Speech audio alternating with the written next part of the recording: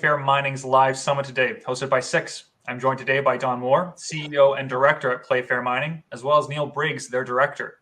Don and Neil are going to walk us through their presentation, and after we'll be accepting questions.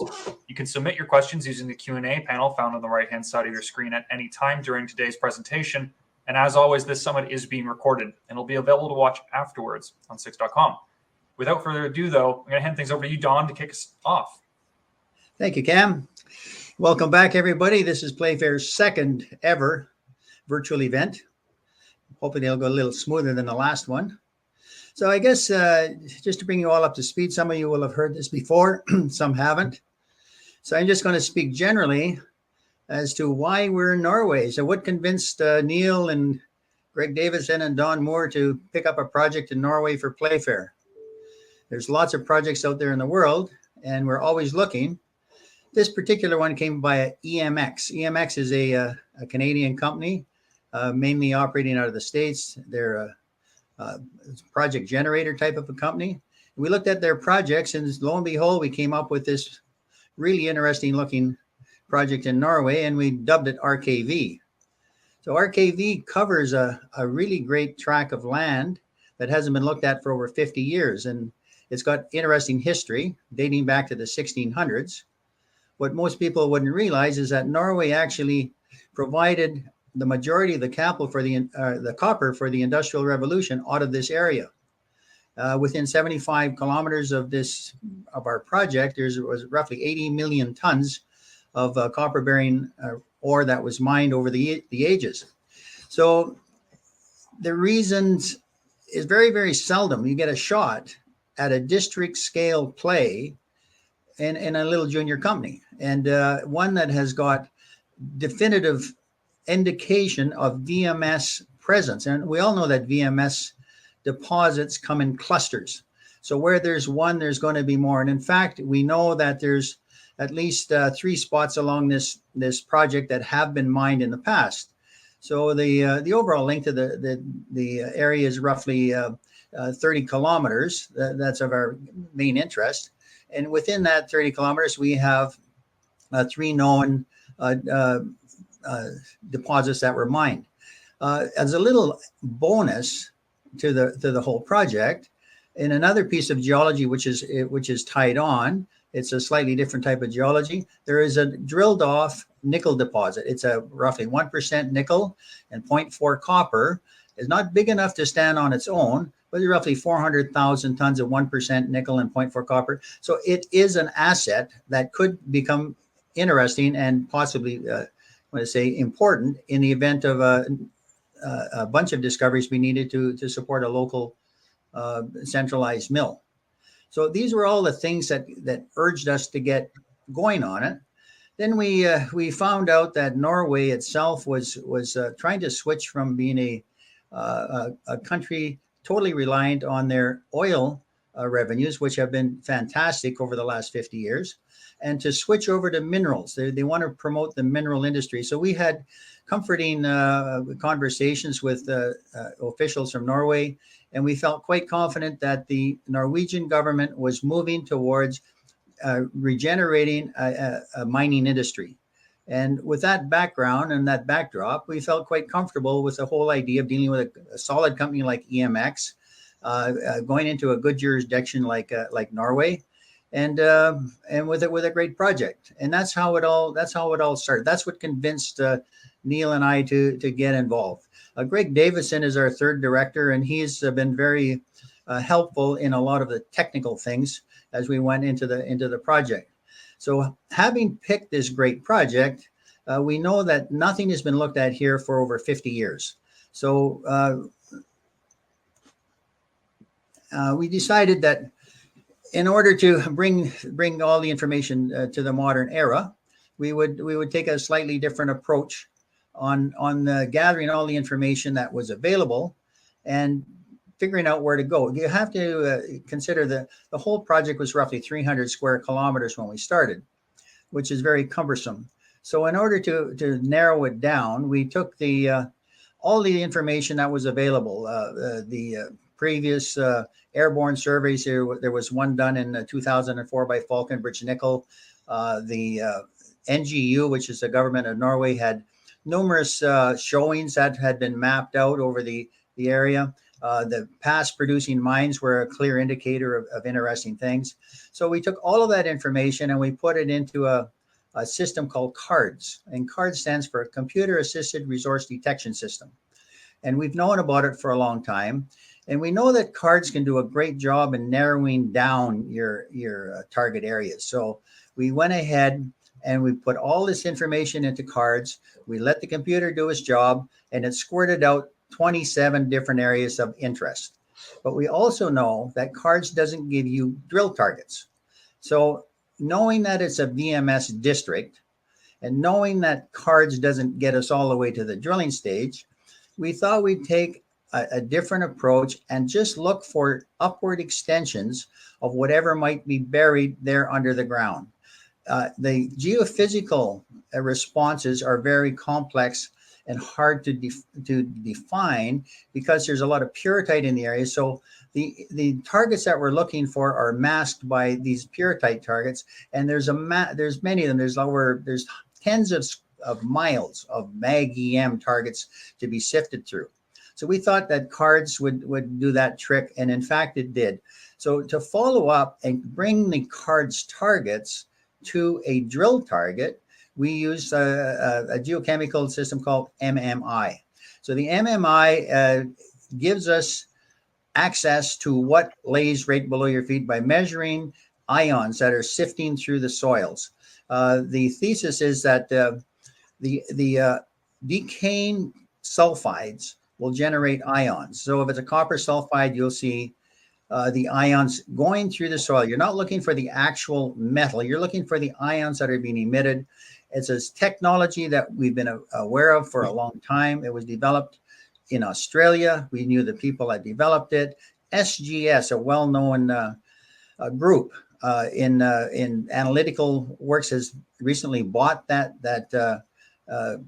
technology, and they are the people that do all the assaying for these ions. And it's a proprietary system. There's other systems similar, but MMI was the first, and SGS is a real solid. So we thought that we'll let MMI tell us where to drill. So we set about covering all of the CARDS targets with a grid for MMI. We then followed up on anything that looked interesting. We did closer in grids. And then finally, we ended up at a spot where we've got 5 different areas with 7 targets, all of which look extremely interesting. And now we're setting about to start to work on them. Last year, we got started drilling, and last year was a very complex year. First of all, everybody knows COVID was out there. And there's local rules and regulations in Norway that cause us all kinds of trips. And in order to resolve and get rid of them all in one foul swoop, we decided to go with a man-portable drill. Now, man-portable drills have got their own issues. However, in our case, they made life real simple.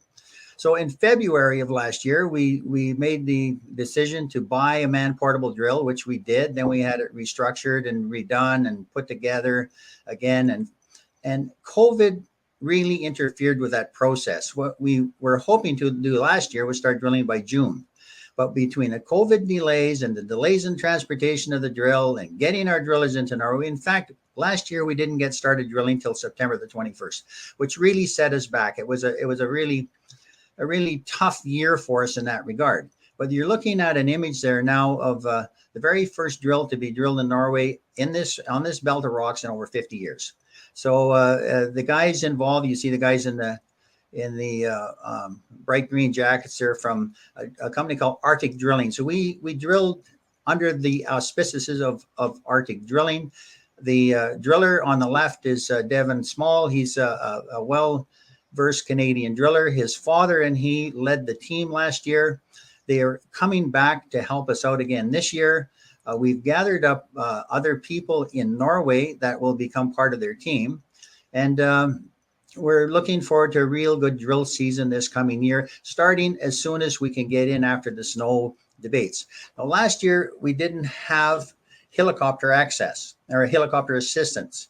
And since last year, we've made good contacts with the people in the Tynset municipality, and their economic development officer has come to our aid, and he has helped us get a helicopter permit.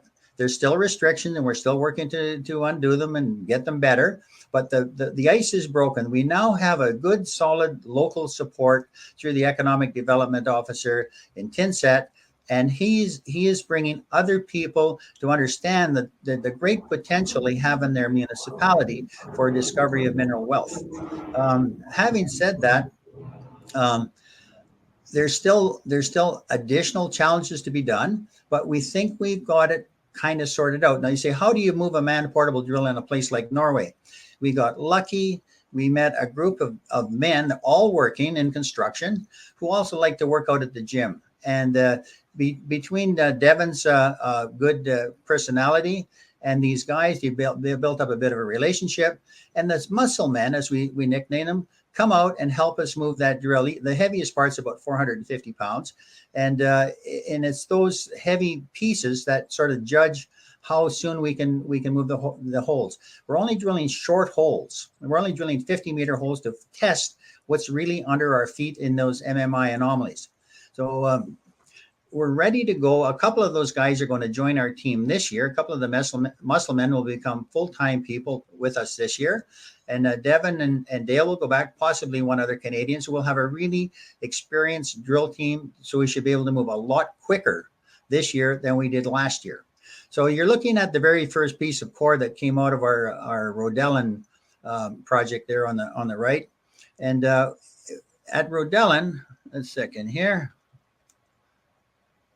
Oh yes, rhodellin was the very first one that we drilled, and it appears that the MMI anomaly was caused by an amphibolite horizon that we drilled into. There wasn't anything of economic consequence. Some minor chalcopyrite was noted. There's no big assays, but the amphibolite is the type of rock that the other deposits in the area, Kvikne and Rosevangen, are associated with. So we figure that target is worthy of following up. But in order to follow it up, you got to drill into the mountainside, and it's going to be blind drilling, and it's not where we want to be right now. We want to chase all our targets on surface.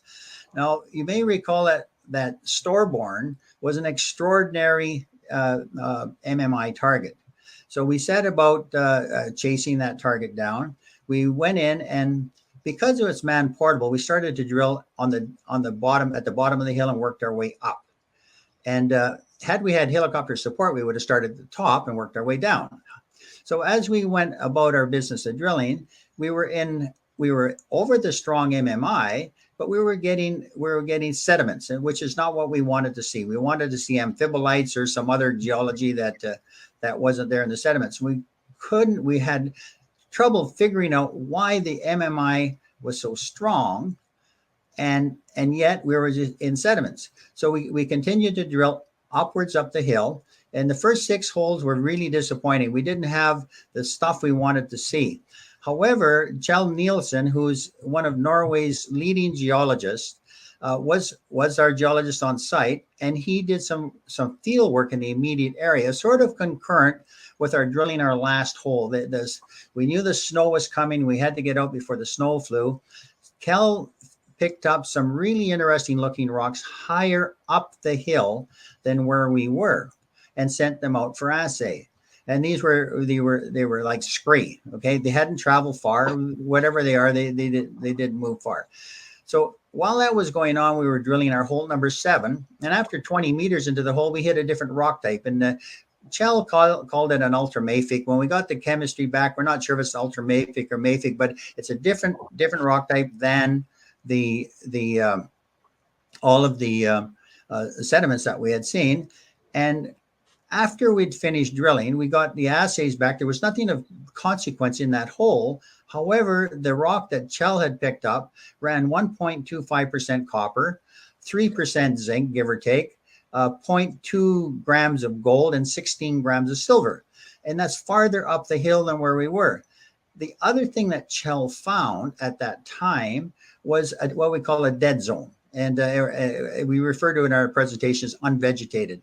What it is, it's water coming down the hill that has been made acidic by the presence of probably pyrrhotite, possibly other types of sulfides. But this acidic water, we think, has come down the hill and exacerbated the results that we're getting out of the MMI. We think now that MMI that we were reading was actually in the copper was in the soils, not in the rock.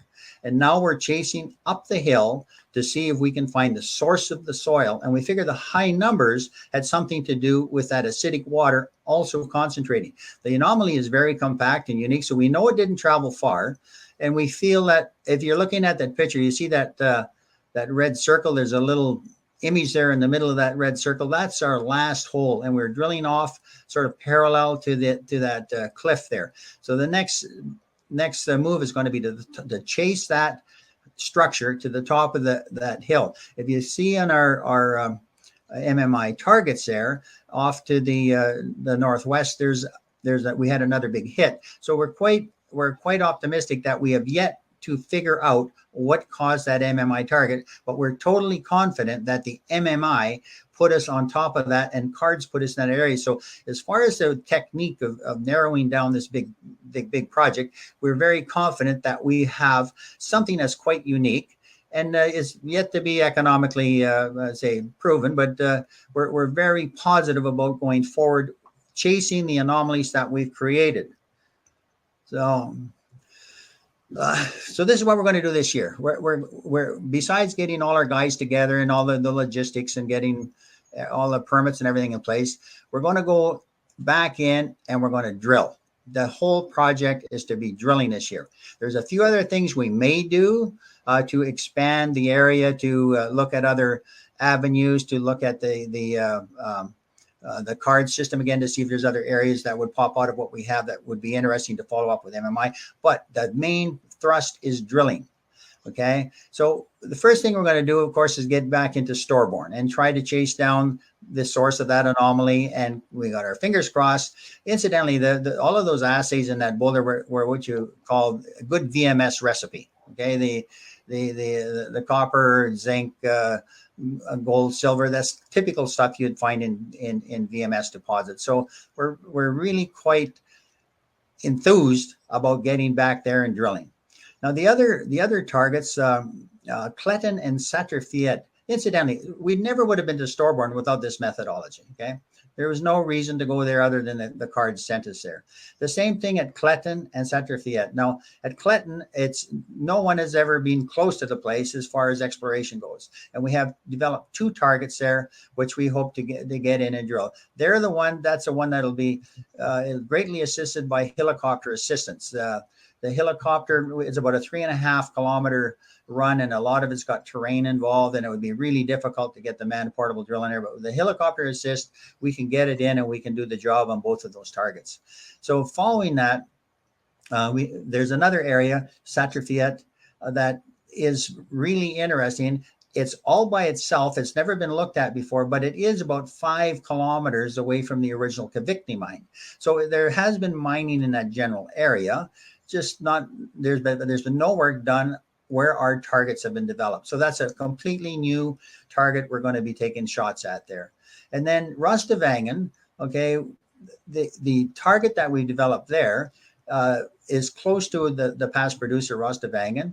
It was Norway's largest producer of copper. Pardon me, that area's largest producer of copper back in the early 1900s. Went spectacularly bankrupt when the price of copper dropped out of the ceiling in the 1920s. And the MMI target, also lines up with the geology that we know that hosted the Rostovangen. It lines up with the geophysics. We got new geophysics in the area. We did mag follow up on all our targets, and the geophysics and the geology also line up as to where the MMI target are at Rostovangen. So those 5 targets are all high priority, and we've got our fingers crossed that they're going to give us some joy. So I think we've kind of covered most everything. We are, of course, at some point in time going to have to raise some money. I'm looking forward to raising that at least 15 cents, if not higher, and we'll be pushing in that direction. We got about $400,000 left in the kitty, and we've made all our serious payments. We had about $110,000 in payments we had to make this year, so we're good to go. So for those of you out there that would like to participate in our financing at all, if you'd contact me, and I'll put you on a list of interested people. There's no obligation to take what you say, but if you're interested in getting a call when it does happen, I'd be happy to put you on the list. And incidentally, in that list, Playfair is really unique or fortunate. We have some excellent big shareholders. We have one, Al Brimacombe, who's riding at roughly 20%. We've got a group out of Norway, which has been most helpful to us. They're running at roughly 14% the last we saw. EMX got 10%. Our little group here has got about 7%. So a lot of the stock out there is in, they call it, in serious hands, and we're looking to make a project out of this. The whole philosophy here is that this is a very low cap company with a big project, and the idea is you get a low cap company and you get some joy and some discovery. There's a chance for the big win, and that's what we're playing for here. We're playing for the home run. Is there anything else you'd like to add, Neil? No, I think you've covered all the basics, and maybe people have questions, Okay, well, with that, put Cam back on there, and you can run with it for a minute. Cam, we'll see if anybody is popping up with a question or two. Yeah, absolutely. Thank you so much, Don. Thank you, Neil. I'd like to remind everyone in the audience that you can, of course, ask any question you like using the Q&A chat found on the right-hand side of your screen. Just type it in. We'll be love to get to it. But Don, Neil, we've had some questions actually come in advance of today's summit. So I'll start with this one. But how did COVID regulations affect the program last year, and will it be easier going forward? I know you already spoke about this in your presentation, but maybe if you could reiterate. Yeah, well, last year, COVID hurt every part of our operation, starting with the drill. We bought that drill February the 22nd, and the first thing that happened, we had to ship it from Mexico to Kelowna, BC. It got stuck at the Mexican-U.S. border to a great degree because of COVID. And then it took forever. It finally got to the U.S.-Canada border, went through the same process, and then finally got to the people that were going to repair it and restore it for us, because this is an old drill. When they looked at it, there was a few pieces that had to be replaced new, and those pieces took forever to get in, and that was basically all COVID related. And that was one of the main reasons for us being so slow in getting the container shipped off to Norway. Well, once we got shipped the container, it arrived in Norway. We have people there that are really helping us out. Radar Gopis has been an extraordinary help to Playfair. He's opened up all kinds of doors for us, and he's been extremely good at helping us on the logistical end and on the political end. And once the container landed there, then we had to get our drillers in. Well, it turned out last year, Norway's policy was no Canadians, period. So Radar helped us get some dispensation so that we could get our drillers in, which eventually happened. They had to quarantine for 8 days, and that slowed us down. And when we got there, we were supposed to have some people that were available to help us right away. Well, COVID-related things, they weren't there. So Devin and Dale had to get going on their own, and it took a while to get the guys, with the help that we were expecting eventually came, but it was about 3 weeks later. And so all these COVID-related delays caused us a lot of headaches in terms of getting going. Keeping in mind, because we have man-portable drill, we have to be off the road or off the hill before the snow flies. And the some of the rules in Norway, you need off-road permits if the roads get covered by snow.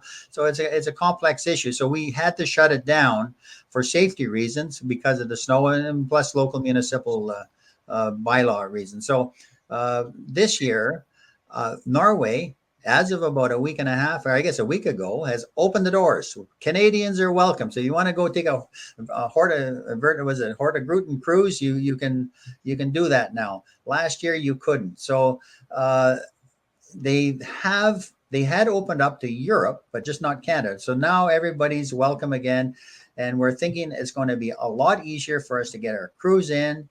However, you just sort of keep that in the back of your head that COVID has sort of trumped us a few different times in the past. So we don't feel it's clear sailing, but we're much more confident about getting back there on time this year than we were last year. And we're looking to get in there as soon as the snow is gone and the ground's dry enough for us to get working where we want to be going. No, absolutely. Thank you for that. We have some questions coming in from the audience live. The first question is, what's the size of the target deposit in the area? Well, there's been roughly 80 million. Do you want to take that, Neil? Yeah. Hi, Hurrah. Thank you for your question. The deposits that are known in the area are like the sort of 500,000 to 1 million ton size as far as we know, but they were shut down when there was still ore ahead of them. They were shut down in the case of Kvikne by flooding, and at Rustvangen because of the big dive in the price of copper in the 20s. We would hope, we would hope to find something much bigger than that. What I would say is that this small nickel deposit that Falconbridge found in the around 75, 400,000 tons, they calculated at that time they would need probably 1.5 million tons to 2 million, something in that range, to justify a standalone mill.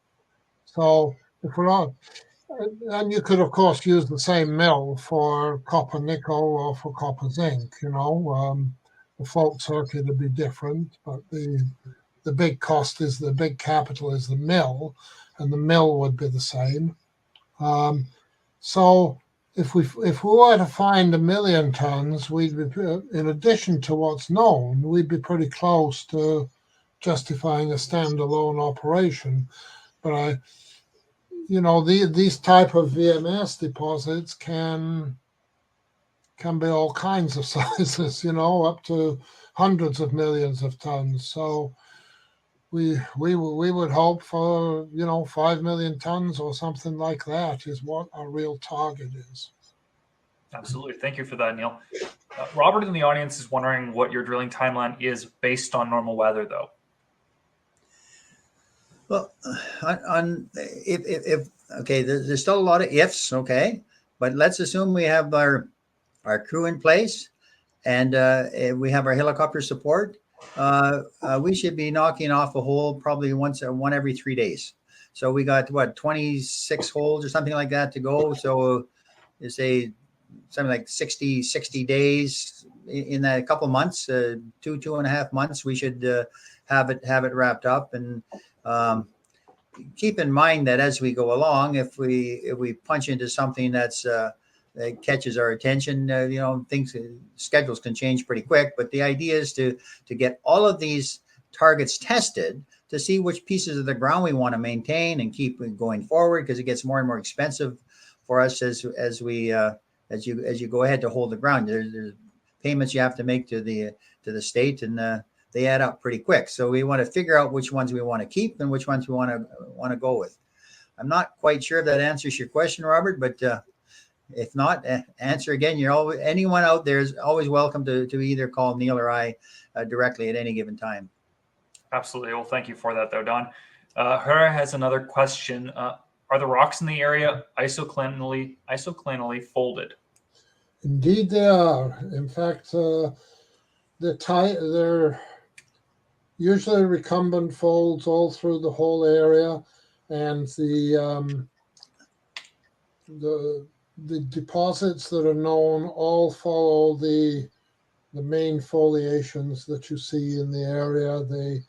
They tend to be at about 20 to 30 degree plunge on the foliations. But yes, in this area of Norway, you're in the caledonides and all the famous naps of Norway, as they call them, thrust fault belt, and yes, everything is isoclinally folded. Great, thank you for that. Len in the audience wants to know if there are any competing prospects or potential developments in the immediate area. Where's Capella drilling, Neil? Well, they're not drilling anywhere at the moment, but I'd say if we back up in here, backed up to the second slide, Capella are working in the Røros area, which is immediately to the east of RKV, and where there's a bunch of old deposits. And they're also working to the north, where that 30 million ton deposit was mined for over, I don't know, 150 years or something, a long period. So there's activity in those two areas. Okay, fair enough. Adam in the audience wants to know, or has been wondering, if there have been any magnetic scans of the area made, knowing that it's new technology. If you haven't, do you have any plans to? Okay, I'll take that deal. Going back to the cards, the big thing that got us, one of the big assets that got us in there was the 2004 Falconbridge Airborne Survey. They did a mag-EM, quite a sophisticated, project at the time. They generated lots of mag targets and lots of EM targets, and that was a challenge. There was too many targets to really look at. When Falconbridge got their results back, they had two geologists in the field for 3 weeks to try to check out 62 targets that had evolved. So yes, there has been mag and EM done in the past. Now, further to that, when once we got our targets delineated with MMI, we went and we had them flown with a mag, not with no EM, but we had them flown with a mag, a drone mag did the job for us. Unfortunately, on the very last target, it did run into a problem with data and parked itself on the side of a hill. It wasn't completely a mortal event, but they had to take it back to Germany to get it going again. So we didn't quite finish the mag at what we call not at Satterfed, at Borshahole. So we haven't talked about Borshahole at all because it's in a landscape protection area. But Borshahole was estimated to be about 2 million tons of roughly 2% copper by some Norwegian geologists back in the 1940s. And we don't have any data to really support his reports, but it is a spot that we would really like to get back into if we can navigate let's say all the challenges of working in a restricted area. We haven't tackled it now because we have obvious targets in non-restricted areas and we're sticking to that. But Borshahole could be an ace in the hole. It could be something that could give us some joy. But until we are able to get in there with any measure of confidence, then we'll just let it sit there. So yes, the answer is yes, there's been mag done. All right, well, fair enough. Thank you. Another question we received in advance was, do you have any plans for your tungsten deposit at the Grey River in Newfoundland? Oh my goodness, yes. I don't know where that came from, but going back ways, Playfair was quite exposed in the tungsten market, and we did so on the back of thinking that the Western world wouldn't want to be beholden to China for all their important tungsten assets. Tungsten is a commodity that's used as an additive. So there's a lot of things that use it in small amounts. The Chinese control the market with an iron fist. Anytime anybody outside of China tried to get something going, it's been knocked back. But we've always felt that there will be reason someday to want to have a source of tungsten outside of China. Okay, and recently the prices kind of come up off the bottom from about 240 an MTU to, I think it got as high as around 330. Back when we had the project active, it hit 465 an MTU, and at that point, that this little project looked really interesting. It looked like it could make a small mine to start with. So we've held on to it all these years with the idea that given say a catalyst of a price of tungsten looking like it's going north, then it's a really great little project to get going. The whole thing could be put into mine status for probably $50 million. The plant for these gravity operations is they're very cheap. The underground mining that we can see, I think roughly 850,000 tons have been blocked out, but all in one vein. And these types of environments will have numerous veins that contain tungsten. So it is an asset that's really worthwhile. And the timing about pushing a start button on it, or having somebody come out of the mist and want to do a deal with us, every year for the last 15 years, we say maybe next year's the year. So that still stands true. Maybe next year's the year. But right now, no specific plans other than keeping the project. No, fair enough. Absolutely. Andreas in the audience wants to know if there's any easily accessible energy that you can use to run a mine in the area. So I think just talking about an energy grid or the available infrastructure. Are we talking Norway? I believe in Norway, yes. Yeah, Norway has lots of energy, and I don't know exactly how they produce it all, but it's got a great hydro. Mostly hydro. Mainly hydro. Yeah, it is, and there's lots of transmission lines. So in the general area here, there's no shortage. Yeah. Great, thank you. Adam in the audience wants to know if you have any plans for getting listed on the Oslo exchange. He provides the example that with the growth market of Euronext and the fact that Norway has only a few mine companies, apparently, could it be a good way to reach more investors? Yeah, we're on the watch list there. We have now two serious Norwegian investors, and we have chatted about going on to Oslo, but at this stage of the game, we figure we want to get a discovery. Once we get a discovery, all of those things can come into play. As we sit right now, we're happy to stay where we are.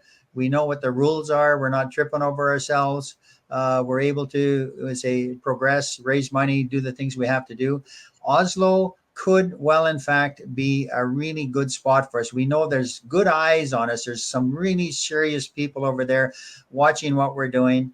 And I'm certain that we're going to get more support out of Norway. I've got our largest Norwegian shareholder has told us to our face that yes, they're going to continue to support us in any way they can, and that is included not only money but contacts. They've been extremely good in helping us with contacts, and through them we have a second smaller type institutional investor that has sort of dipped his toe into the pie, but not a big commitment yet. But we're looking forward to bringing more Norwegian capital into Playfair as we go forward.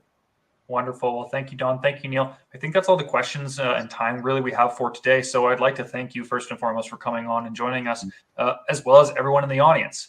If you didn't get a chance to get your question answered, or if you think of one after the summit, you can find Playfair Mining's team's contact details on this PDF, or of course at their website, playfairmining.com. You can always find more information there beyond just their contact information, of course. But Don, I'd like to hand things back to you now for some closing remarks before we wrap up for the day. Well, first of all, thanks for anyone who's managed to stay on the line this long. I guess it's been a bit of a stretch. We're really looking forward to a great year this year. We're looking forward to things going a lot smoother.